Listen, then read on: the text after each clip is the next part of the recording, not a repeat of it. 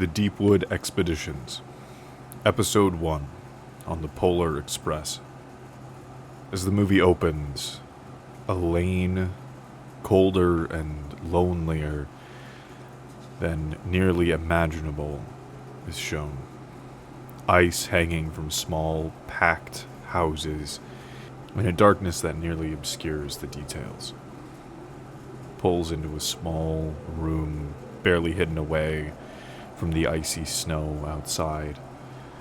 And a kid, dreaming, or pretending to, listening. We never get his name, but he's waiting for Santa. Waiting desperately, enough so that when he thinks he hears the bells, he burns himself on the radiator. He rushes and hides, but it's just his dad and his sister. His normal doubts flooding into his mind, echoing as he checks all of his moments, all of his research, everything that's ever widened that crack of doubt. Until with parting words, his parents thinking he's asleep, leave. And somewhere in the night, time freezes, and his house begins to rattle and shake as a light fills the room from outside, cutting the gloom with a warm comfort. The sound of a train whistle blasts the house. The rumbling nearly knocks it over. Rushing downstairs and out into the cold, he stands before a magnificent and dark and powerful train, somehow having guided itself right through the middle of his street. The light from the windows from the cars of the train spill out over the land, leaving pools of safety and warmth amongst the cold and lonely houses. The conductor steps out, shouting all aboard, and after a short back and forth, showing respect and playfulness from the conductor, he climbs aboard to find other children, nearly missing his shot, but not quite as he catches the train while it moves away. They're loud and noisy, and he's reserved and doubtful. One is particularly kind, one is particularly nosy. And as the train moves, they pick up one more. One that, by all rights, does miss the train, but he decides to pull the emergency brake, causing a bit of a problem for himself, but getting the kid on board and the misunderstanding cleared up. The ride is absolute, pure magic. Wolves running alongside the train, eagles shouting in the sky around as the scenery goes from the urban to the suburban to the deep wilderness of forests and canyons and mountains. In a misunderstanding, he loses the train ticket of the girl that was kind to him in the beginning, and chasing it finds a ghost, one fitting the spitting image of what could nearly be the Americana folklore of a hobo. Not a homeless person, but that idea of a hobo. Almost insane, jovial, friendly. The sack pack tied on a stick over his shoulder, a small campfire. Kind, but encourages critical thinking and some doubt. The ghost of the Polar Express, trying to find the conductor, the girl whose ticket that he lost. They nearly get sucked down into flat-top tunnel, following a sheer grade and a lot of chaos. But it gets there, tumbling face up in the coals, to find her perfectly fine, unneeding of her ticket, just removed from the car. She shows him the brakes, the accelerator, and all the different parts in the cabin as the engineers had shown her. Them being out at the time to fix the light on the front of the train, when a call to stop the train echoes across the now vast and empty ice. And after a moment of hesitation, they do, to stop just short of a massive herd of caribou, spanning hundreds of thousands. There's darkness all around, echoing deep into the distance. The only caribou able to be seen are the ones lit by the vague moonlight and the sharp, cutting light at the front of the train. Worried they'd be stuck there for hours, a goofy and loving shouting match between a caribou and one of the engineers ensues, and they're eventually able to pass. Next, Glacial Gorge, the steepest grade in the world at 179 degrees straight down, with the train rocketing forward, unable to stop or slow down from one missing pins that the engineers desperately struggled to find and put back in on the roller coaster. Eventually, after the pin being lost, having to use an actual hairpin that one of the conductors was using to stop the train, skidding to a halt across a huge field of frozen ice, a lake. The massive iron behemoth did not have insignificant effect on the ice. It cracked and crumbled and began a cascading effect as they desperately tried to accelerate backwards onto the track, having to show in an incredible scene of skill, flipping around the train, realigning it with the tracks as the breaking ice follows behind them like a predator trying to swallow the train, getting back just in time. Immediately contrasted by a lofty climb up a spiral mountain leading up above the clouds, above the other mountains, almost scraping the moon as it reaches the peak. As they leave back for the cars, there's a gloom amongst the rest of the train, and in one car in particular, abandoned toys that echo the darkness that has been following, the darkness and the loneliness has been following since the very beginning. At the very back of the train, the kid that only made it with the help of those on board sat singing a lonely song at the back of the train, joined by two of our main characters. The Aurora Borealis shines out over the night, right as the conductor joins them to point out that they are now within view of the North Pole, what they had been striving and adventuring to reach from the very beginning. An ocean liner of lights, as they call it, out on a frozen sea. Jovial music picks up. The tracks lift from the ice onto what is almost like a toy brick bridge winding just for the sake of the fun of it. The city itself is tall and industrial, each building lined neatly with a single string of white lights around the edges, outlining them. Beautiful from a distance, and as they approach, it's empty. Where are the elves? They all shout. And it's almost feels like that loneliness from outside on the ice has somehow reached inside this city, where it's still light. But they're just gathering for Santa, for the first gift of Christmas, to send him off on his way, in an attempt to bring along that hesitant kid from the back car. It gets uncoupled. The car skates back along its tracks deep into the city, down San Francisco-esque hills, and off into the vast unknown of the North Pole, eventually landing on a railroad switch track, with an eerie, sometimes skipping track playing from speakers high in the city, echoing loosely off the walls, leaving an uncomfortable, artificial feeling to the moment. Leaving that platform, they have to cross a vast drop into an ice gorge over just railroad tracks to get to the other side, wherein they find elves in office buildings doing corporate work, making sure that all of the brass tacks are lined up and hammered in before the big night.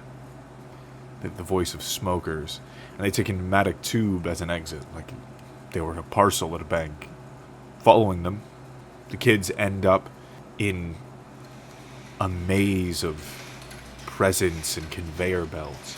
It's dark, industrial equipment in large, echoing rooms until eventually they find themselves in more and more compact spaces where who we now know as Billy, the poor child that almost got left behind, was brought along by the people on the train, sees that it's his present. Obviously the first that he has ever received, and he latches onto it for dear life and gets pulled down the conveyor belt with it. The other kids following closely behind until eventually they find what can not be described as anything other than Santa's launch platform. Pile of presents stacked high on a shuttle mover end up at the top of it, dumped along with all the rest of them.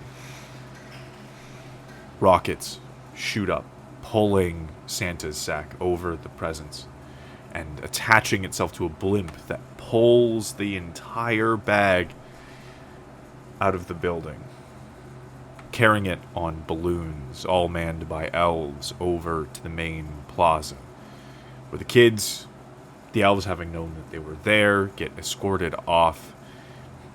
They rejoin the group to watch for Santa.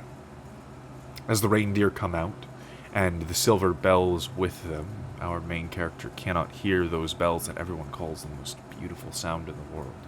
And he hates it. He tries as much as he can, but he can't hear the sound. And he can't see Santa.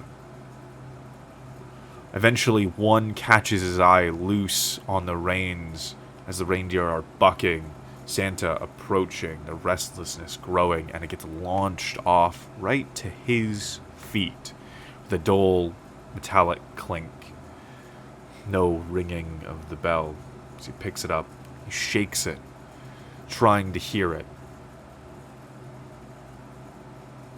But then, opening up his heart and deciding to believe in Santa, he can hear the sweet, clear tone of the bell and suddenly see Santa's face before him, all his literal radiance. He gives back the bell, and Santa decides to give him the first gift of Christmas, which in turn he asks for that same very silver bell. A huge cheer goes about, and Santa takes the reindeer in the sleigh, which skips across the ground initially with its massive weight from all the presents of all the kids in the world. Taking a couple loops for speed, disappears in a firework-esque sparkle of magic. And just like that, it was time to leave amongst the elves. Massive celebration of Christmas. All the year's work coming to this point. They go to each kid's house in turn. Billy gets the present that he was so desperate for. And then next, our main character gets home. He had lost the bell at this point, putting it in a pocket that had ripped at the beginning of the night. Disheartened, he goes home, only to find that Santa brought it to him the night after. His parents being unable to hear, but his sister does. And in a beautiful, smooth narration, he tells us, his future self, that while all of his friends one by one stopped being able to hear the bell, he always could. Now that is the story of the Polar Express, as you might experience it, though I did leave out, some for time, but quite a few details, because I wanted to present the, clearer version of this story. See, I have a lot to talk about with the way that this story was made and the way that it handles things.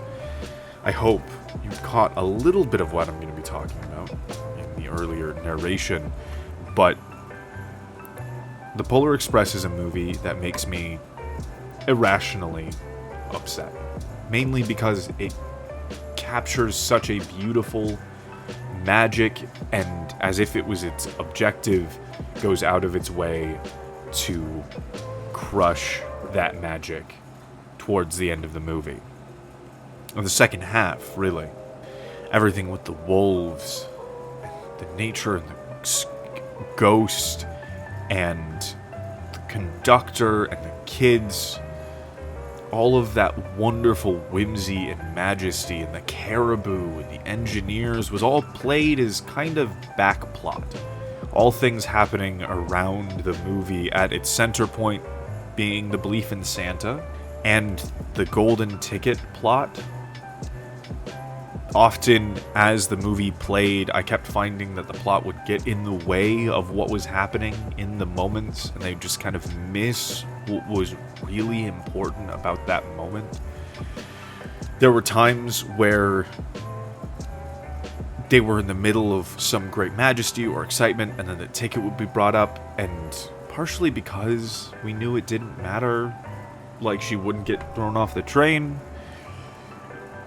it wasn't interesting, and at the same time, it just wasn't where the focus wanted to be. The caribou scene, it's beautiful. At one point, you're looking at the caribou themselves really close, a shot from as if you were standing on the train, where you really can only see the caribou in the main light, and your night vision fails you to see the rest of them. But you can hear them echoing off the ice. It's this beautiful sense of scale and majesty. And then in the next scene, these victorious flat trumpets pick up like it's some cheesy video game quest. Haha, you beat the puzzle. Moving on to the next level. And cuts at that majesty. But it's still there. Though in the next scene, when they end up at the back of the train, you know, the Aurora Borealis and all that, when I remembered this movie before I watched it again, that's what I thought that whole scene was. But the main girl, who, again, the only name we ever get in this movie is Billy, but the main girl, she goes back there and starts singing with him, and she's empathetic and friendly and you know, like, courageous and all this stuff. And he's singing about just how Christmas sucks for him, and like, he doesn't get why, and he doesn't get to experience it, and like all these wonderful things people talk about he's never gotten before. And she just ignores him and sings about it and is like, yeah, all that stuff you never get to have and wish you had, I have that stuff every year, and it's great. Isn't it great how much I get all of this stuff and you don't get to have any of it? It's so tone deaf that it's confusing, and then he just goes along with it and smiles like we're supposed to take this as a good thing, and then the Aurora Borealis shows up, and during this whole scene there's this beautiful animation of the ice and the snow drifting along it, like getting swept up in these little swirls of the wind, and like the train as it moves. It's gorgeous. But the movie is so confused on what is actually happening and what's wanted out of the movie. The hobo with a capital H, the folk character hobo, is the best way I can describe it. He seems to be this paragon of doubt, of, you know, like, trusting yourself and questioning things. But then he kind of isn't, and then later in the toy scene, he's actively kind of like punishing or berating the fact that our main character is a doubter.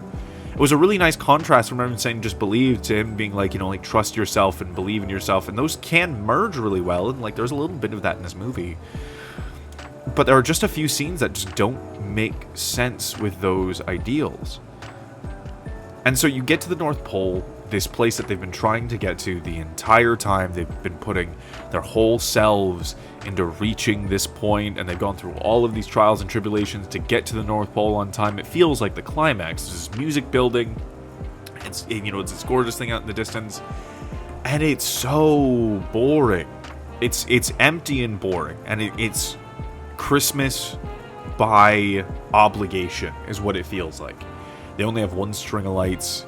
There's no decorations, there's no wreaths, there's no real green or red anywhere. It's like a muted red just from the brick. But that's about it. Like, they only put up the lights because they have to, or because it's dark all the time around this time of year.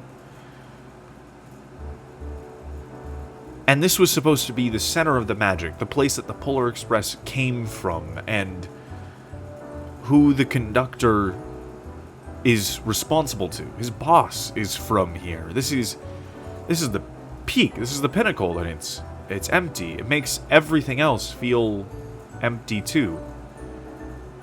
Like all of a sudden it was just a coincidence that they had all of that magic on the way here, not that it was this grand thing. And all of a sudden, everything the movie built up, the majesty of it all, is gone. And it's further reinforced. This is halfway through the movie. They're hitting the climax halfway through. And so when the cart gets detached and they start wandering around, if anything, it's liminal and weird, and the space is strange, going from huge to really tiny with the elves. They sound like they smoke cigarettes. They talk like angry office workers. I get that's a funny trope for elves. But it's all just industrial, office, liminal. None of it has anything to do with magic or majesty or any of the things that we have come to love and adore in this movie up to this point. This play between the loneliness and the warmth, between disbelief and belief, none of it matters. And it goes on for like 30 minutes. Comes back a little bit, you get the conductor, great character, you get the reindeer, those are kind of cool. But you're still in the middle of this very empty city, and you feel it the whole time. Eventually, when you do leave, it's a literal relief to finally get back to some of the magic, and it's disappointing it's so short, because it was so well built amongst the train itself brings you back a little bit into that space. And then the movie ends. It has all this potential to be this wonderful, incredible, like the magical journey that just like keeps filling you with this feeling, and then you leave and you're like, yeah, the world is full of magic. And all you're really left with is, if I'm lucky enough, I may get some coincidental magic sometimes, but it doesn't come from anywhere in particular. Nobody makes it. It is unintentional and fleeting, which is really sad. It's kind of almost the opposite of what the movie's going for. As a movie itself, some of the animation is great. Some of it looks like a video game. Some of it's actively creepy. The main girl, she has a smile that she does sometimes, like, I don't know if it's too many gums or teeth. It's something fucked up in it. It just is a little uncomfortable. And the background characters, like during the hot chocolate scene, I never looked at them before because that's not where your eyes are, but like they're incredibly stiff. I get that this movie probably had budget constraints, and this kind of 3D animation was not common or well developed at the time. I don't really take away points for that, though, you know, people often remember it for having a little bit of janky animation. Part of it is that they have this really realistic style in the beginning, but they can't give that level of detail to all the people. So some of the models look really, really good and really, really clean, and other ones just don't. You know, they look plastic almost. But all that aside, this movie is so close to being something wonderful. So close to giving you a moment that you can live with the rest of your life, and it falls so short of that because of that extra scene at the end. I don't know if they're padding for time, or somebody just picked up where somebody else left off and they didn't talk to each other at all.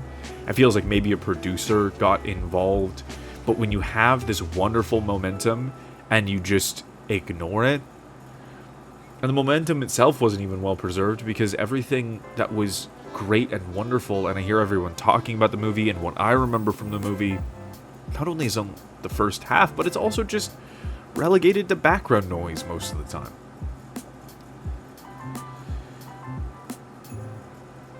I wish I could love this movie, and I do still love points of this movie, but I think at the end of the day, this movie is simply a learning experience. It is something we can go back to, and you can pull up specific scenes. The background art that were painted, and it was amazing. It was incredibly well done. That line of houses in the beginning was like that, and it's so good. You can just watch the first 30 seconds of the movie, you'll see what I mean. When the train first pulled up, that shot was... the cinematography was perfect. But it also failed massively. And fairly regularly, peaking at that whole sequence of nothing right at the second half of the movie. So as a final thought, I think, of course it's fine if you love it as like a childhood movie, or you just love it in general and this doesn't bother you. This isn't meant to take away from all that. But it's worth listening to the magic of what you make so that this doesn't happen. Rather than just the idea you go in with really taking time to consider it. If your bosses let you, which we all hope for, shout out to independent work. But that's it for me tonight. Welcome home, everybody. Sleep well. I'll see you next week.